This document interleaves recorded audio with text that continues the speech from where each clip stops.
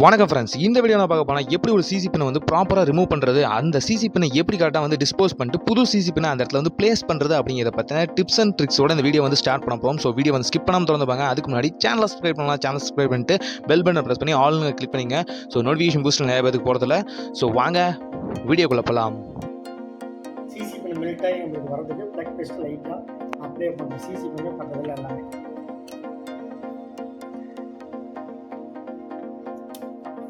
ஃபுல்லாகவே அப்ளை பண்ணிட்டு நம்மளோட ஹீட் டெம்பரேச்சரில் குளிர் ஆல்ரெடி செட் பண்ணி வச்சுருக்கோம்.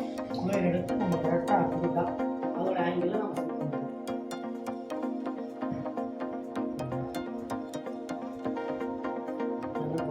நேராக வைக்க ரொட்டேட், அதுக்கு நேராக ரொட்டேட் பண்ணணும்.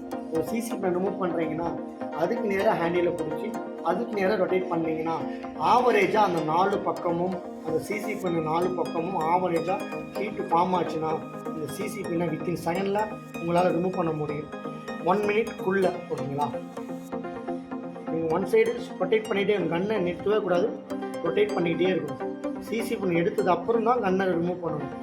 ஓகே, ரொட்டேட் 1 2 3 ஒன்று ஒரு டைம் கூட செட் பண்ணி கூட நீங்கள் ஒரு கவுண்டிங் வச்சு கூட நீங்கள் பண்ண முடியும். ஓகேங்களா, ரிமூவ் பண்ணுறோம். ஓகே, ரிமூவ் பண்ணியாச்சு. ஓகேங்களா, அப்புறமேட்டு நம்ம கன்னை ரிமூவ் பண்ணுறோம். முதல்ல சிசி பின்னை ரிமூவ் பண்ணது அப்புறம் தான் கன்னை எடுக்கணும். எக்காரணத்தை கொண்டு 1 செகண்ட் உங்களுக்கு மெல்ட் ஆகுது ரெடி ஆகிடுச்சுன்னா ட்ராக்கோட டிஸ்கனெக்ட் ஆகிட்டு வந்துடும். ட்ராக் போச்சுன்னா உங்களுக்கு ஒர்க் டைமிங் ஆகிடும்.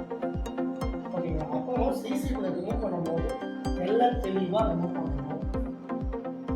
ஓகேங்களா, ஆட்டோ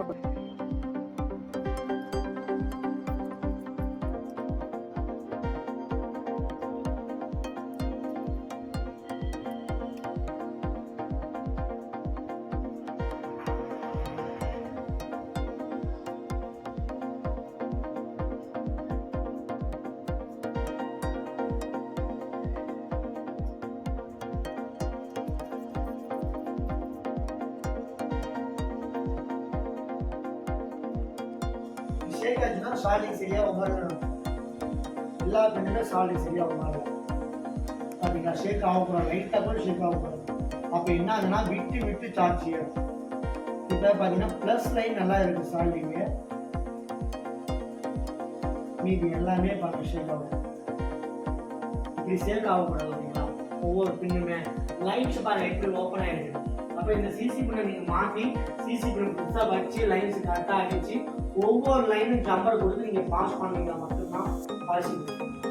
சார்ஜ் ஏறும். நீங்கள் சார்ஜ் ஏறும். லைன் கீழே வந்து பார்த்தீங்கன்னா first plus line, data plus, data minus, ID line, ground. ஓகேங்களா, தெளிவாக உங்களுக்கு புரியுங்களா? ட்ராக்லாம் எப்படி கரெக்டாக இருக்குதுன்னு. கட் ஆயிடுச்சுன்னா சிசி பின் எத்தனை சிசி பின் மாற்றினாலும் உங்களுக்கு சார்ஜ் ஏறும், சாஃப்ட்வேர் கனெக்ட் ஆகாது, இல்லையா உங்களுக்கு சார்ஜ் பேக்கப் ஆகாது. லைனை நீங்கள் கரெக்டாக செக் பண்ணி மைக்ரோஸ்கோப்பில் வச்சு பார்க்கும்போது தெளிவாக உங்களுக்கு தெரியும்.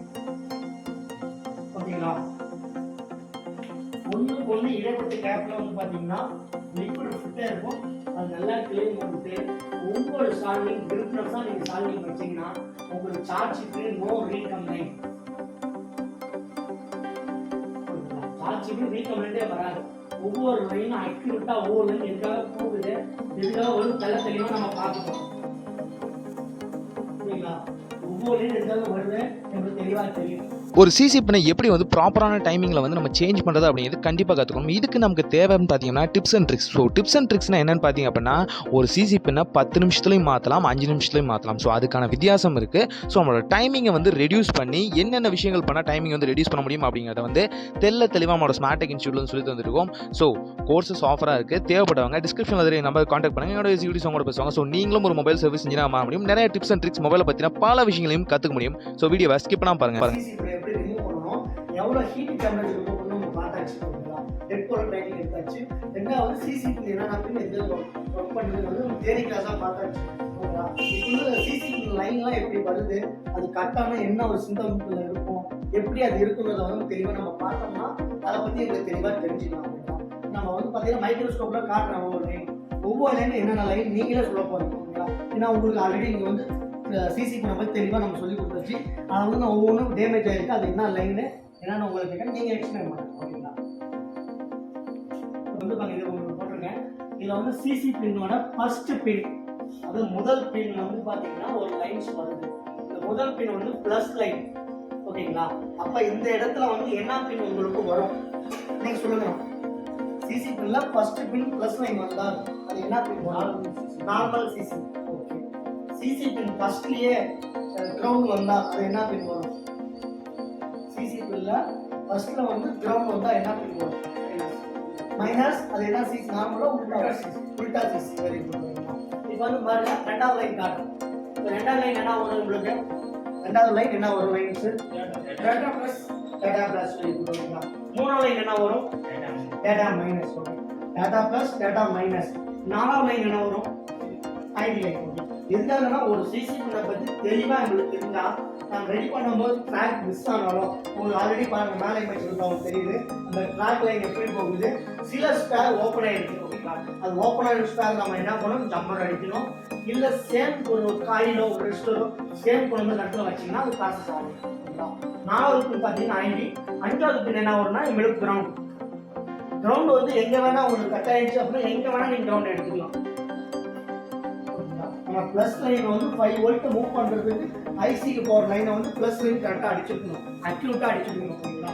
அப்ப பிளஸ் மைனஸ் டேட்டா எல்லாமே உங்களுக்கு வந்து பாத்தீங்கன்னா இருந்தாதான் ஒரு சிசி பின் ப்ராப்பரா உங்களுக்கு ரன் ஆகும்.